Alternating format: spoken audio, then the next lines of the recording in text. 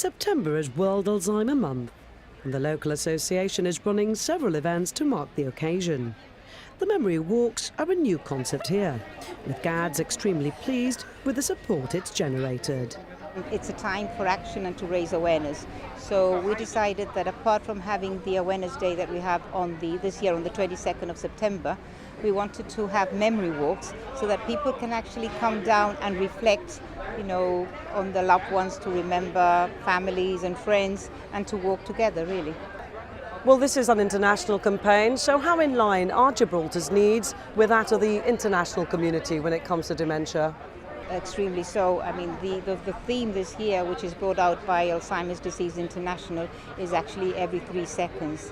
And it's such an important message, and it shows that every 3 seconds somebody in the world is diagnosed with dementia. And we can actually also see that in Gibraltar. We won't say that it's every 3 seconds, but from last year's figures to this year's, we do know that there is an increase of more people being diagnosed with dementia.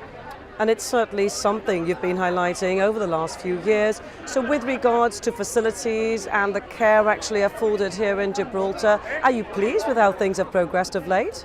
Basically, people are not afraid now to use the word dementia or Alzheimer's, but we haven't done away completely with the stigma attached to it.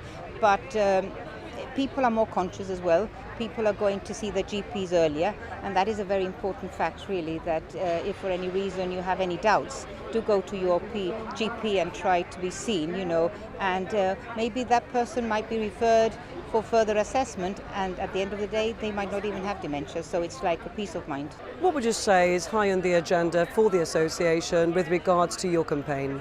In order for people to live longer at home, not everybody is going to go to a day centre, not everybody will go into a residential, and it's of great benefit that people stay in their homes for as long as possible. So I think that we will be working very closely to ensure that the right facilities and the right resources are there so that people can live longer in their own homes.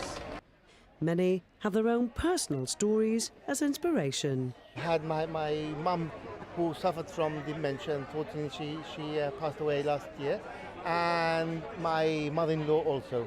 So I'm a great supporter of the association. Yeah. Just to support the cause and also enjoy a little bit of a healthy lifestyle. So yeah, it'll be a fun time out. I've got an auntie who's actually now in Ocean Views in one of the centres, and obviously it can happen to anybody of us. Well, my granny had dementia, and it affected her life in the sense that there were times that she would even forget that she had actually had a drink or something to eat, or she would often go to the shop many times to buy the same item. But most importantly, there were times that she actually she fell and she hurt herself, and eventually it meant that she could no longer live on her own. An opportunity for reflection and remembrance, with those involved sharing their experiences of what it's like to live with a condition.